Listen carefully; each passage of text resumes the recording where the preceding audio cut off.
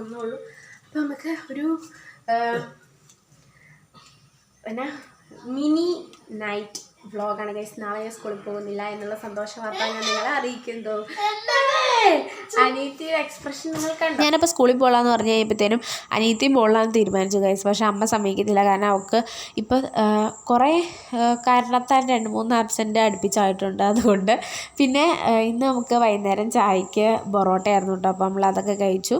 അത് കഴിഞ്ഞിട്ട് എനിക്കിന്ന് റെക്കോർഡിൽ ഗ്രാഫൊക്കെ വരയ്ക്കാനുണ്ടായിരുന്നു കേട്ടോ. അതുകൊണ്ട് ഞാൻ പോയി വേഗം തന്നെ മേലൊക്കെ കഴുകി. രാവിലെ തല നനച്ച് കുളിച്ചിട്ട് പോകുന്നുണ്ട്. വൈകുന്നേരം വരുമ്പോൾ തല നനയ്ക്കില്ല ഗൈസ്. അപ്പോൾ അതൊക്കെ കഴിഞ്ഞ് വന്നു. അത് കഴിഞ്ഞിട്ട് ഗ്രാഫിൽ കുറച്ച് മിസ്റ്റേക്ക് ഉള്ളതുകൊണ്ട് അതൊക്കെ സാറിന്ന് ഈവനിങ് പറഞ്ഞു തന്നിട്ടുണ്ടായിരുന്നു. അപ്പോൾ അത് കൈയോടെ തന്നെ വരയ്ക്കുകയൊക്കെ ചെയ്തു. അല്ലെങ്കിൽ പിന്നെ മറന്നു പോകും ഗൈസ് എന്നാ ചെയ്യേണ്ടതെന്നൊക്കെ ഉള്ളത്.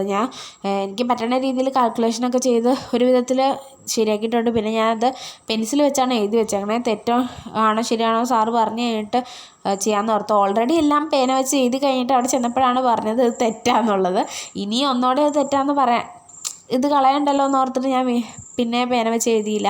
അത് കഴിഞ്ഞിട്ട് ഞാൻ പെൻസിൽ വെച്ച് തന്നെ എഴുതി എല്ലാം സെറ്റാക്കിയിട്ടുണ്ട്. അത് കഴിഞ്ഞിട്ട് പിന്നെ അത് ശരിയായില്ലെങ്കിൽ അവളുമാർ ചെയ്തിട്ടുണ്ട്. അപ്പോൾ അത് നോക്കിയിട്ട് എനിക്ക് ഒന്നുകൂടെ കറക്റ്റ് ചെയ്യണം. അപ്പോൾ ഞാൻ വലിയ കാര്യമായിട്ട് അത് തിരുത്താനൊന്നും പോയില്ല കേട്ടോ. അപ്പോൾ ചെറിയ ചെറിയ എറർ ഉള്ളൂ എന്നാണ് തോന്നുന്നത്. അത് കഴിഞ്ഞിട്ട് അനിയത്തിയുടെ സ്കൂളിലെ കാര്യങ്ങളൊക്കെ പറഞ്ഞു. പിന്നെ അവൾ യൂട്യൂബിൽ കണ്ടെന്തോ സാധനമൊക്കെ ഉണ്ടാക്കി കേട്ടോ. അപ്പോൾ ഇത്രയുള്ള